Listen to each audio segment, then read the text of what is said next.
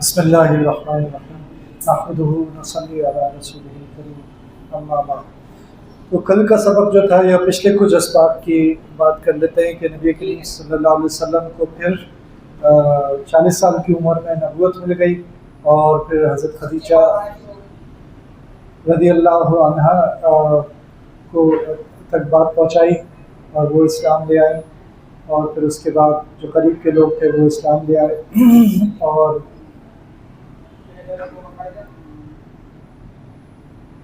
پھر نبی کریم صلی اللہ علیہ وسلم نے اعلانیہ دعوت کب کی؟ جب جبل ابی قبیس کے پہاڑ پر چڑھ کر لوگوں کو بلایا اور ان کو فرمایا کہ قولوا لا الہ الا اللہ تفلحوا۔ اس سے پہلے یہ فرمایا تھا کہ اگر میں تمہیں یہ کہوں کہ پہاڑ کے پیچھے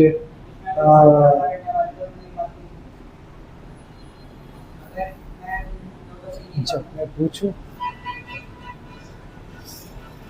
تو پہاڑ پر چڑھ کر لوگوں سے پوچھا کہ اگر میں تمہیں یہ کہوں کہ پہاڑ کے پیچھے ایک دشمن ہے جو تم پر حملہ کرنے والا ہے تو تم میری بات کو مان لو گے؟ تو سب نے کہا کہ بالکل، ہم آپ کو صادق مانتے ہیں، سچا مانتے ہیں، ہم آپ کی بات کو مان لیں گے۔ اس کے بعد فرمایا کہ اب کہو لا الہ الا اللہ تفلحوا، کہ ایک اللہ، ہم اللہ کی عبادت کرتے ہیں، اللہ کے سوا کوئی معبود نہیں، اور اگر یہ کہہ دیا تو تفلحوا، تم فلاح پا جاؤ گے، کامیاب ہو جاؤ گے۔ اس کے بعد سے رسول اللہ صلی اللہ علیہ وسلم کی مخالفت شروع ہو گئی، اور وہ مخالفت پہلے تو نیگوسیشنز یعنی مذاکرات کی حد تک تھی کہ بھئی تم اس کو چھوڑ دو، ابو طالب کے پاس جا کے شکایت ہو رہی ہے کہ اس کو منع کریں، یہ باتیں نہ کریں۔ پھر ولید بن مغیرہ گئے، انہوں نے سمجھانے کی کوشش کی، پھر وہ بھی واپس آ گئے، اور پھر لیکن آہستہ آہستہ اکا دکا لوگ مسلمان ہونے شروع ہو گئے، جیسے حضرت ابو ذر رضی اللہ عنہ، اور اس کے بعد دوبارہ گئے ابو طالب کے پاس اور ایک خوبصورت بچہ لے کر گئے کہ آپ اس کو رکھ لیں اور محمد کو ہمارے حوالے کر دیں۔ تو انہوں نے کہا یہ تم کیسی بات کر رہے ہو، محمد میرے قبیلے کا ہے اور میں اس بچے کا کیا کروں گا، میں اس کو تمہارے حوالے کیسے کر سکتا ہوں؟ تو ابو طالب نے شروع سے آخر تک نبی کریم صلی اللہ علیہ وسلم کا بہت ساتھ دیا۔ پھر ابو جہل نے رسول اللہ صلی اللہ علیہ وسلم کو دھمکی دی کہ اگر تم نے اب یہاں عبادت کی تو میں تمہیں قتل کر دوں گا، اور پھر اس نے حملہ کیا نبی کریم صلی اللہ علیہ وسلم پر، لیکن جیسے ہی وہ قریب گیا تو پھر بھاگا۔ کیوں بھاگا تھا؟ کیونکہ ایک بیل نظر آیا تھا جو اس کے اوپر خونخوار بیل نظر آیا جو اس کے اوپر حملہ کرنے والا تھا، جو کسی اور کو نظر نہیں آیا۔ تو اس کے بعد دوبارہ اس نے کوشش کی حملہ کرنے کی، تو ایک آگ کی نہر نظر آئی کہ اس کے اوپر آگ بھی حملہ کرنے والی ہے، تو وہ بھاگا اور گر گیا اور ہانپنے لگا۔ تو یہ جو ظلم شروع ہوا یہ 13 سال تک جاری رہا۔ پھر ہم نے ایک واقعہ بھی ذکر کیا تھا، اس کو دوبارہ پڑھ لیں گے اس واقعے کو۔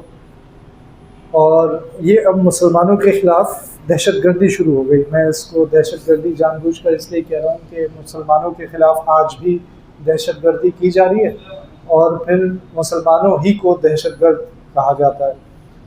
تو آج جو کچھ ہو رہا ہے یہ کوئی نئی بات نہیں ہے۔ آپ چھوٹے ہوں گے جب عراق پر حملہ کیا تھا اور کئی لاکھ مسلمانوں کو مار دیا، امریکہ نے حملہ کیا تھا، اور جھوٹا بیانیہ بنا کر کہ عراق کے پاس خطرناک ہتھیار ہیں وہ امریکہ پہ حملہ کر دے گا۔ تو یہ ساری کہانی بنائی، اور پورے تمام ملکوں نے مل کر، جو یہ برطانیہ، جرمنی وغیرہ سب نے مل کر امریکہ کے ساتھ اور عراق پر حملہ کر دیا، اور عراق پر پابندیاں لگا دی، ایسی پابندیاں عراق پر ایسی پابندیاں لگا دی کہ ابھی آگے بتاتا ہوں ان پابندیوں سے کیا ہوا۔ تو ایسی چیزیں جو بچوں کی ضرورت کی تھیں ان پہ پابندی لگا دی کہ اب عراق میں بچوں کی دوائیں نہیں پہنچ سکتی، بچوں کے علاج کا انتظام نہیں ہو سکتا، اور جو ان کی نشو و نما کے لیے ضروری چیزیں ہیں ان سب پر پابندی لگا دی۔ 5 لاکھ بچے مر گئے، 5 لاکھ بچے مر گئے عراق میں مسلمانوں کے۔ تو وہ اس وقت کی جو وزیر خارجہ تھی امریکہ کی، میڈلین آلبرائٹ، اس سے انٹرویو پہ پوچھا گیا ٹی وی پہ کہ 5 لاکھ بچے مر گئے، آپ کے خیال میں کیا یہ صحیح فیصلہ تھا؟ تو اس کا جواب یہ تھا کہ ہاں یہ صحیح فیصلہ تھا۔ بے شرمی کے ساتھ اس نے یہ جواب دیا۔ تو اس طرح مسلمانوں پر ظلم کرتے ہیں، دہشت گردی کرتے ہیں، مسلمانوں کو مارتے ہیں. اس کے بعد افغانستان پر حملہ کر دیا اور افغانستان میں لاکھوں لوگوں کو شہید کر دیا.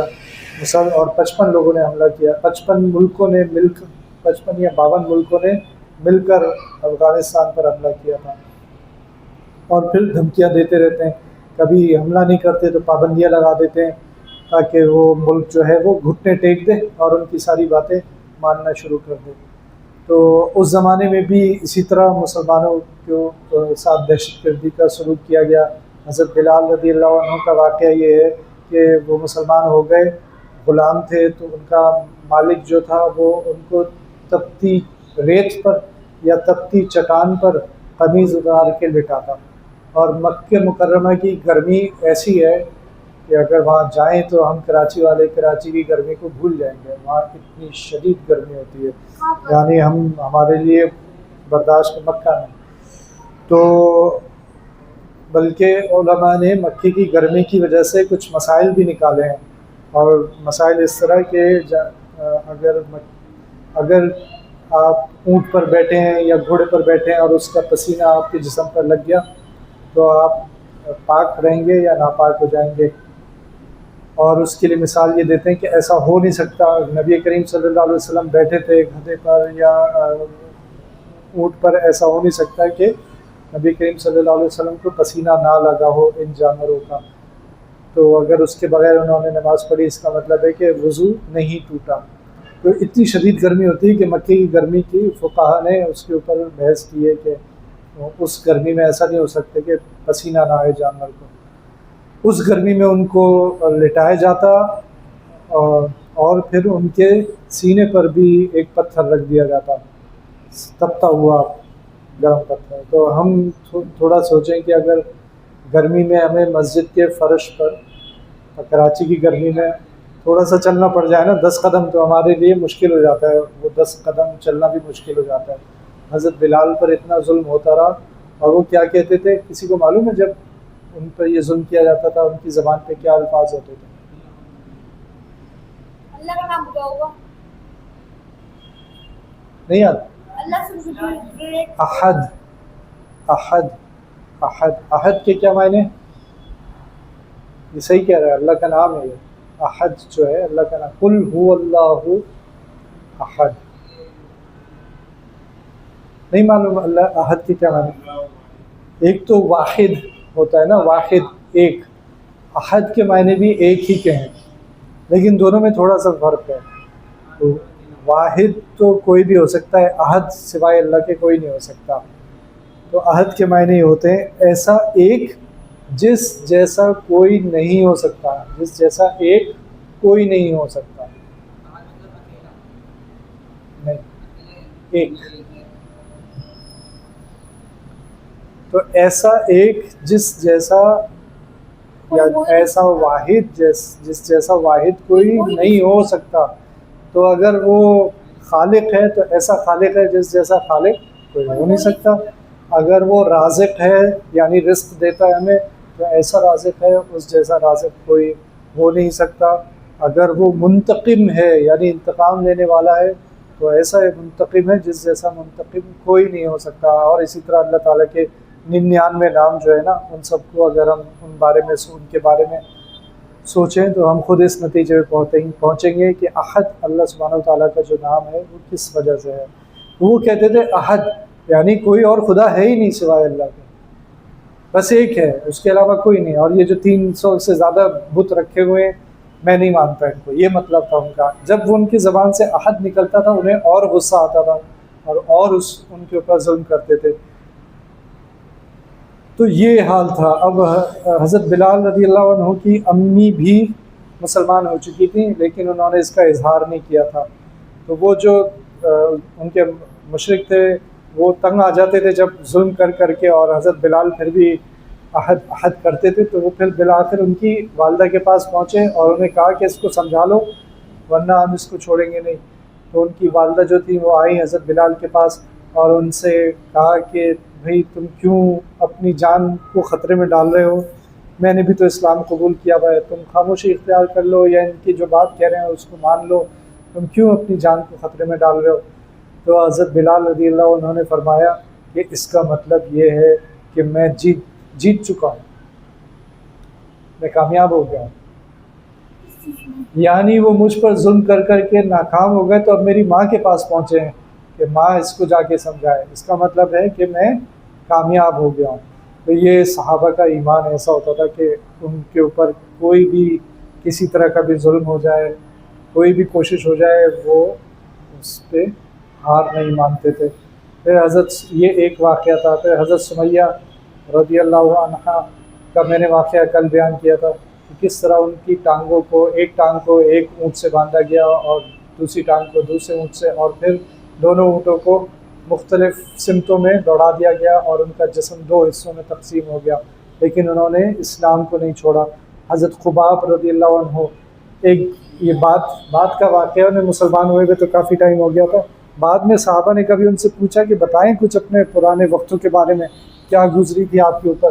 تو انہوں نے اپنی قمیض اٹھائی تو ان کے جسم پر گڑھے پڑے ہوئے تھے، اور مطلب جسم کی ایسی حالت تھی کہ باقی لوگ دیکھ کر حیران رہ گئے کہ یہ کیسا ظلم ہوا ہے۔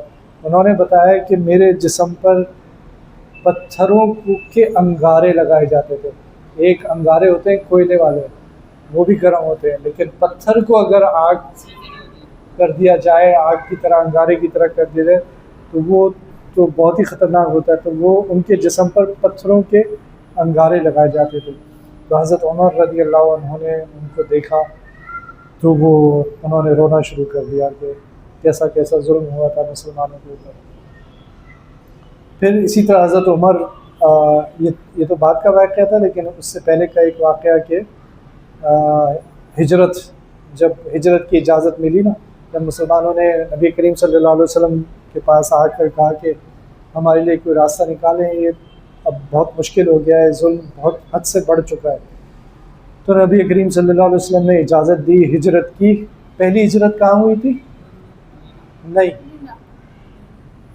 حبشہ، پہلی ہجرت حبشہ کو ہوئی تھی، اور حبشہ کی اجازت اس لیے دی کہ وہاں کا بادشاہ جو تھا وہ انصاف پسند تھا، ایک اچھا انسان تھا، تو اس لیے نبی کریم صلی اللہ علیہ وسلم نے فرمایا کہ تم لوگ حبشہ چلے جاؤ۔ یہ کون لوگ تھے؟ حضرت عثمان رضی اللہ عنہ، ان کی اہلیہ بی بی رقیہ رضی اللہ عنہا، جو نبی کریم صلی اللہ علیہ وسلم کی بیٹی تھیں، اور اس کے علاوہ 12-13 افراد اور تھے جن کو اجازت ملی اور وہ حبشے کی طرف روانہ ہو گئے۔ تو یہ پہلی ہجرت تھی۔ ایک دن حضرت عمر فاروق رضی اللہ عنہ، جو اس وقت تک مسلمان نہیں ہوئے تھے اور مسلمانوں کے سخت دشمن تھے، رات میں انہوں نے دیکھا کہ ام عبداللہ رضی اللہ عنہا، یہ صحابیہ تھیں، یہ رات میں ہجرت کر رہی تھی، یعنی خاموشی سے کسی کو پتہ نہ چلے اور میں یہاں سے نکل جاؤں۔ تو حضرت عمر ناراض ہونے لگے، انہیں کچھ کہنے لگے، تو ام عبداللہ رضی اللہ عنہا نے انہیں کہا کہ تم ہمیں جینے نہیں دے رہے، ہمیں یہاں سے جانے تو دو، ہم پہ اتنا ظلم کر رہے ہو، اگر ہم یہاں سے جانا چاہ رہے ہیں تو ہمیں کم از کم ہمیں یہاں سے جانے دو۔ تو اس پر حضرت عمر خاموش ہو گئے اور واپس آ گئے، اور گھر آ کر سوچنے لگے کہ اب اس مسئلے کا حل کیا ہے، یہ تو مسلمان تو کسی طرح باز نہیں آ رہے، اور ایک ایک کر کے مسلمانوں میں اضافہ ہوتا جا رہا ہے۔ اس مسئلے کا حل ان کے نزدیک پھر ایک ہی تھا۔ وہ حل کیا تھا؟ کہ نبی کریم صلی اللہ علیہ وسلم کو ختم کر دیا جائے، قتل کر دیا جائے۔ یہ حل انہیں سمجھ آیا، اور اس کی انہوں نے پلاننگ کی، اور پھر دن میں پھر روانہ ہو گئے اپنے مقصد کو پورا کرنے کے لیے۔ تو راستے میں نعیم بن عبداللہ رضی اللہ عنہ، یہ بھی مسلمان ہو چکے تھے، ان کا بھی نہیں پتہ تھا کسی کو، راستے میں یہ مل گئے، یعنی اللہ تعالیٰ نے بھیج دیا نعیم بن عبداللہ رضی اللہ عنہ، اور نعیم جو تھے وہ دیکھ کر سمجھ گئے کہ ارادے خطرناک ہیں، تو انہوں نے پوچھا کیا ہوا، کہاں جا رہے ہو؟ تو حضرت عمر رضی اللہ عنہ نے جواب دیا کہ یہ اب میں اس سے تنگ آ گیا ہوں، اور اس مسئلے کا ایک ہی حل ہے، اور اس قصے کو اب میں ختم کرنے جا رہا ہوں۔ تو نعیم بن عبداللہ نے سوچا کہ اب اس کو کیسے میں روکوں، کس طرح اس کو، میں اپنا اسلام بھی ظاہر نہیں کر سکتا، اور تو میں ان کو کیسے روکوں؟ تو انہوں نے کہا تم وہاں تو جا رہے ہو، تم اپنی بہن کی تو خبر لو، فاطمہ کی، ان کی بہن کا نام تھا فاطمہ. تم وہاں جا رہے تم اپنی بہن کی خبر لو، یہ واقعہ سنا ہے؟ تو انہوں نے کہا اس کو کیا ہوا؟ تو انہوں نے کہا وہ تو مسلمان ہو چکی ہے، تم تو محمد کے خلاف، محمد پر حملہ کرنے جا رہے ہو، تم اپنی بہن کو دیکھو، وہ مسلمان ہو گئے، اور بہنوں ہی کو دیکھو.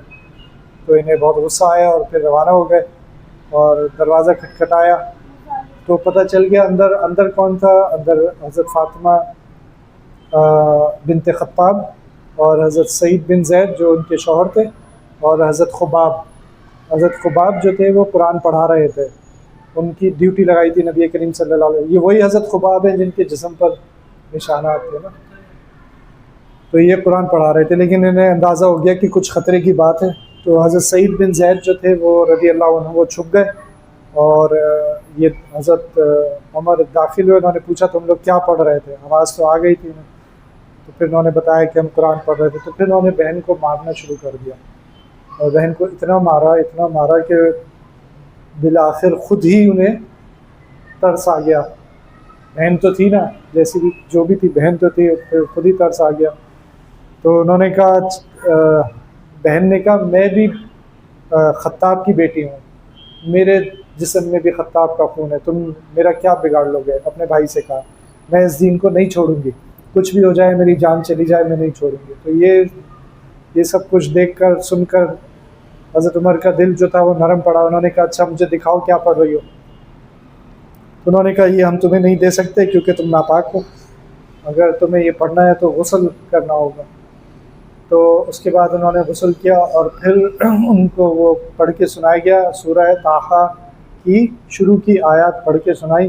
اور قرآن کا اثر تو ہمارے دلوں پر نہیں ہوتا، اس زمانے میں جو مسلمان نہیں تھے ان کے دلوں پر اثر ہو جاتا تھا، اور حضرت عمر کے دل پر اثر ہوا اور سورہ طٰہٰ،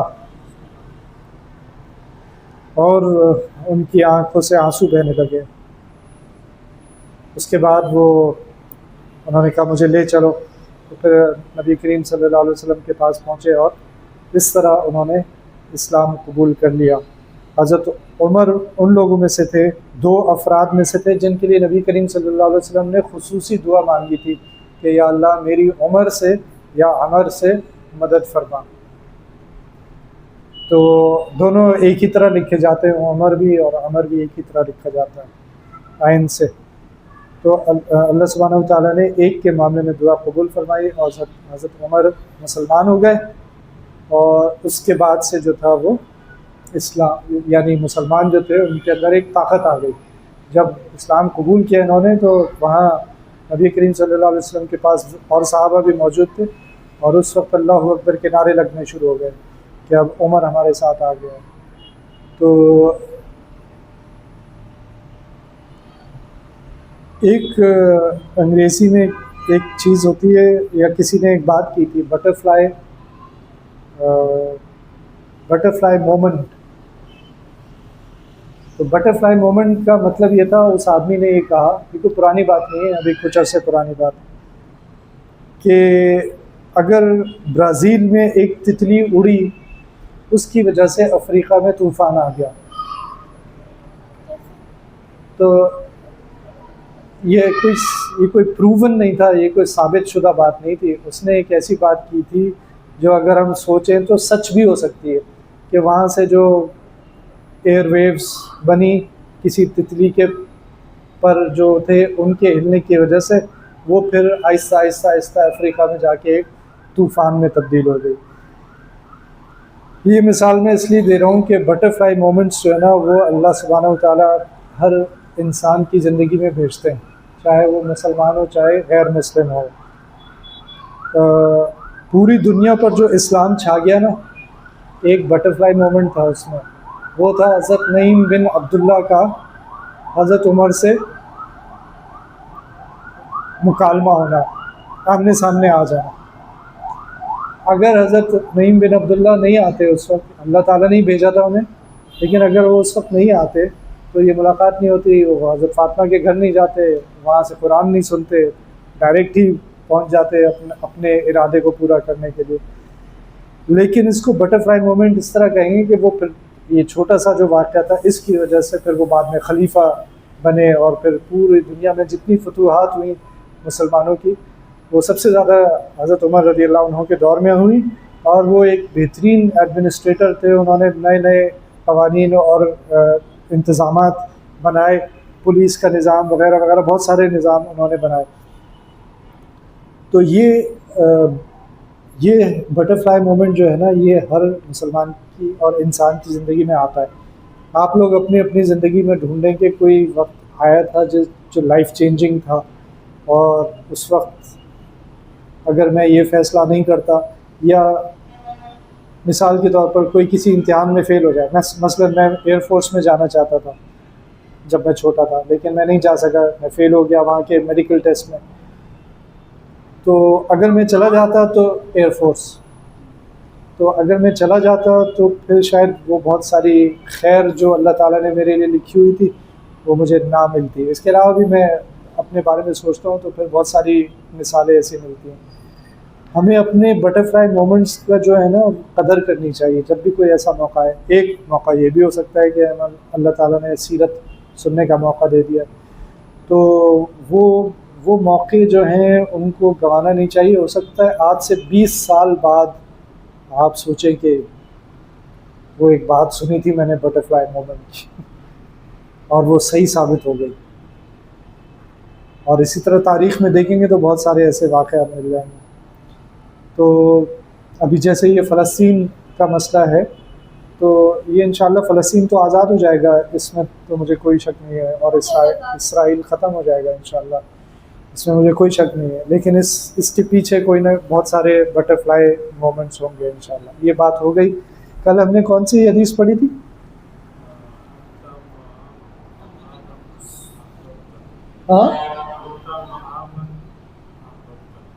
ہاں کچھ اسی طرح تھا، اور اس کا مطلب کیا تھا؟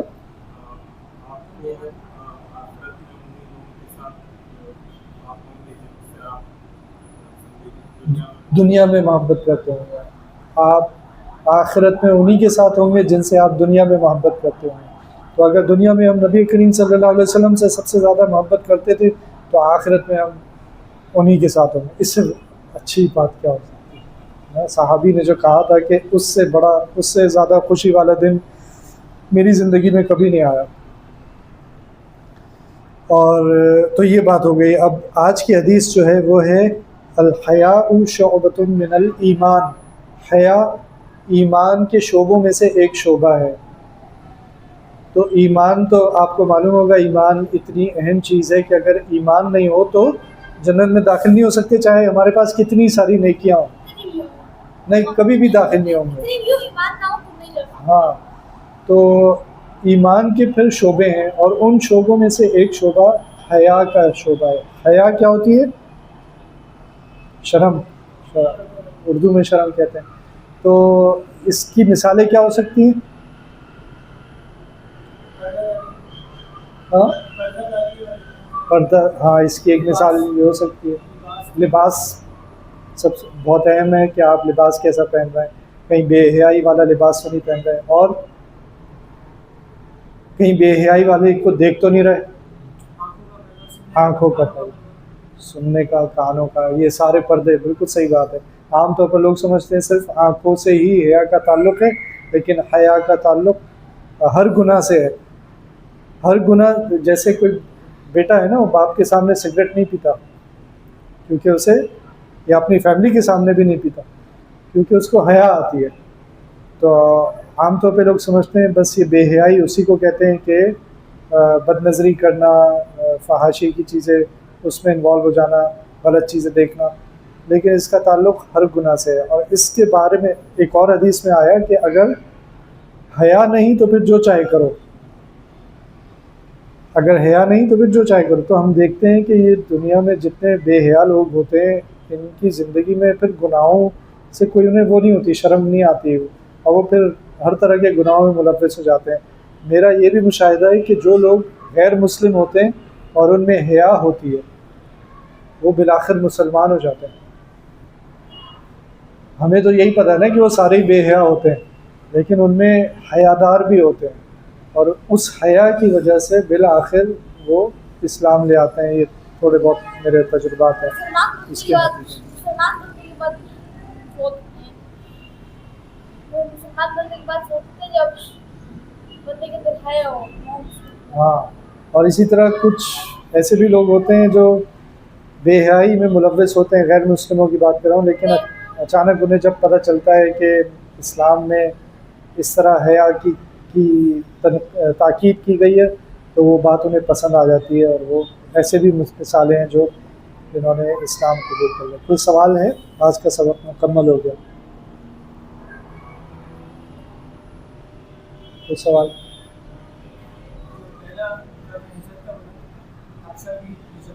حبشہ نہیں،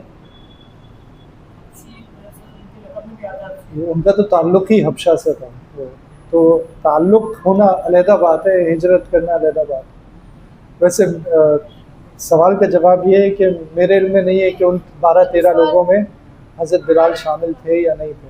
سوال پوچھتے ہیں، وہ ایران کا تھا، عراق کا تھا. وہ جب آپ پیدا نہیں ہوئے تھے نا تو عراق پہ حملہ کیا تھا. عراق ہے، ایران. اس وقت جب آپ پیدا نہیں ہوئے تھے اس وقت عراق پر حملہ کیا تھا. 90s میں کیا تھا اور پھر 9/11 کے بعد بھی کیا تھا نا، 2 دفعہ. ہاں